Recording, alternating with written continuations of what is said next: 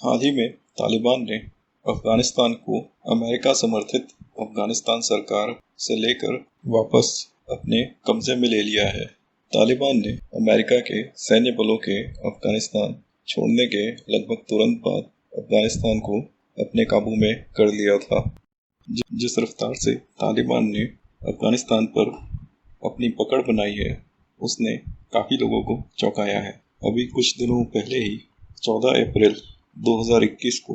America के राष्ट्रपति ने ये कहा था कि वो सितंबर 11, 2021 यानी कि 31 अगस्त 2021 के अपने सैन्य बलों को अफगानिस्तान से हटाना चाहते हैं। इसके बाद ही लगभग 2 जुलाई 2021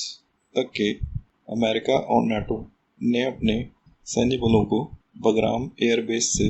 हटा लिया। बगराम एयरबेस अफगानिस्तान में अमेरिका का सबसे बड़ा सैन्य अड्डा था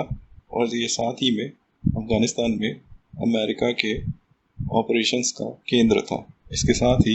बगराम से अपने सैन्य बलों को हटाने के बाद अमेरिका की अफगानिस्तान में किसी भी तरह की संलिप्तता खत्म हो गई और अफगानिस्तान के राष्ट्र से जुड़ी हुई हर तरह की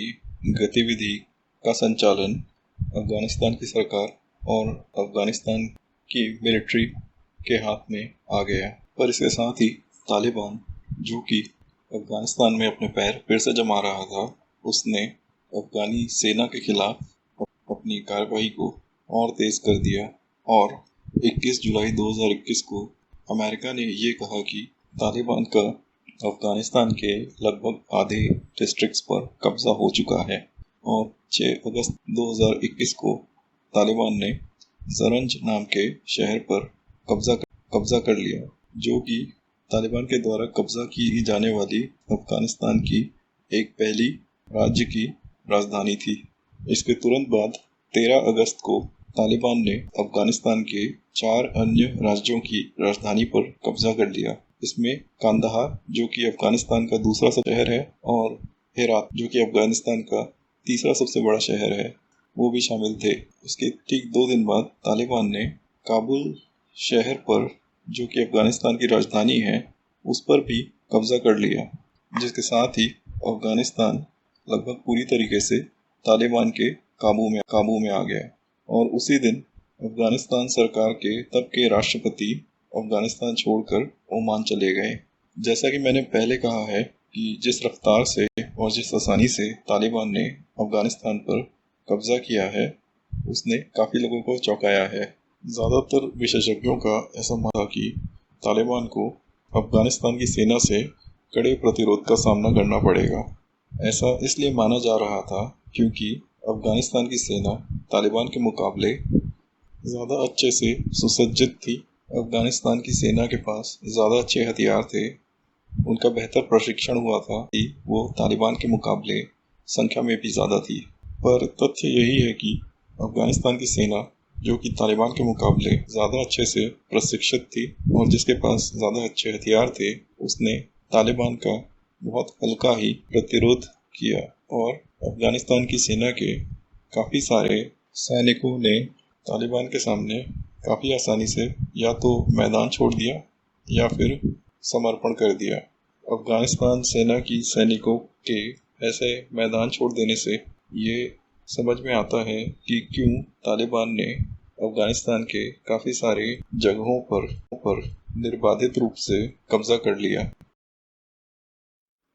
तो ऐसे क्या कारण थे जिनके कारण से तालिबान ने अफगानिस्तान को इतने आसानी से अपने काबू में ले लिया? पहले तो यहाँ पे ये बताना ज़रूरी है कि अमेरिका ने जो अफगानिस्तान छोड़ने की अपनी योजना बनाई थी, उसमें उन्होंने ये पहले ही माना था कि तालिबान किसी न किसी समय के बाद अफगानिस्तान को अपने काबू में ले ही लेगा। वस्तुतः अमेरिका ने ये माना था कि तालिबान को अफगानिस्तान को वापस अपने कब्जे में लेने के लिए करीब 6 महीने का वक्त लगेगा। हालांकि असल में तालिबान को अफगानिस्तान को अपने नियंत्रण में लाने के लिए सिर्फ 1 महीने से भी कम का समय लगा। परंतु अमेरिका का ऐसा मानना कि तालिबान अफगानिस्तान को 6 महीने के बाद अपने कब्जे में ले लेगा, ये प्रश्न करने योग्य लायक बात है, क्योंकि इस बात का कोई तुक नहीं बनता है कि अमेरिका तालिबान को अफगानिस्तान पर फिर से हुकूमत करने का मौका देता है, क्योंकि अमेरिका ने सितंबर 2001 के बाद तालिबान को हटाकर ही अफगानिस्तान को अपने अधिकार क्षेत्र में लिया था, जबकि अमेरिका को अफगानिस्तान छोड़ने के पहले ऐसा करना चाहिए था कि वो अफगानिस्तान छोड़ने से पहले वहां पर एक मजबूत और स्थिर सरकार के निर्माण में मदद करते, जो कि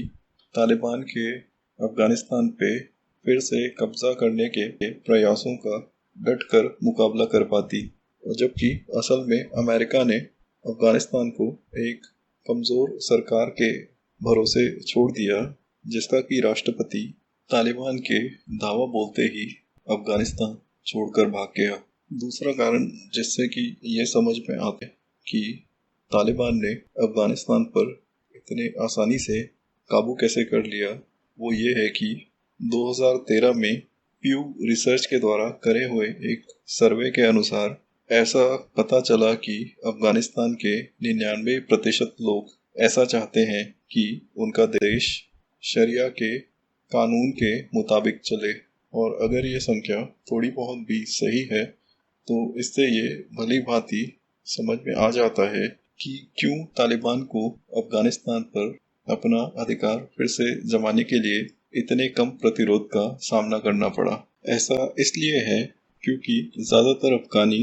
तालिबान की जिस तरीके की हुकूमत होती है, जो कि ज़्यादातर शरिया के मुताबिक ही होती है, उससे कम से कम थोड़ी तो सहमति में थे। इसका मतलब ये है कि अफगानिस्तान के काफ़ी सारे लोग, जिनमें कि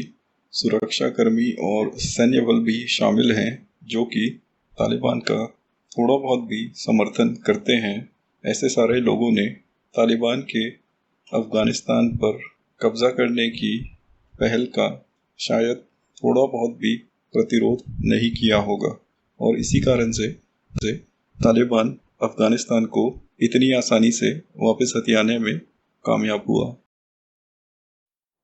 तो क्या इस चीज़ को समझा जा सकता है कि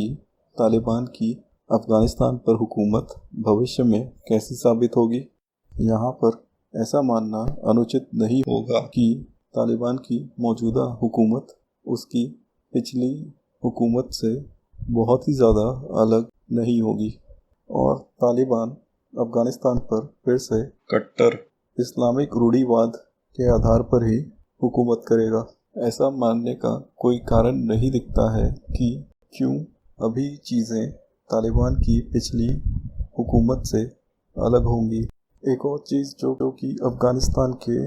आने वाले समय के बारे में बोली जा सकती है, वो ये है कि ऐतिहासिक रूप से भी अफ़गानिस्तान में हमेशा विभिन्न कबीले और संप्रदाय आपस में हथियारों के साथ संघर्ष करते रहे हैं, और ऐसा नहीं लगता है कि इन संप्रदायों के बीच का आपसी संघर्ष तालिबान के हुकूमत में कम पड़ जाएगा।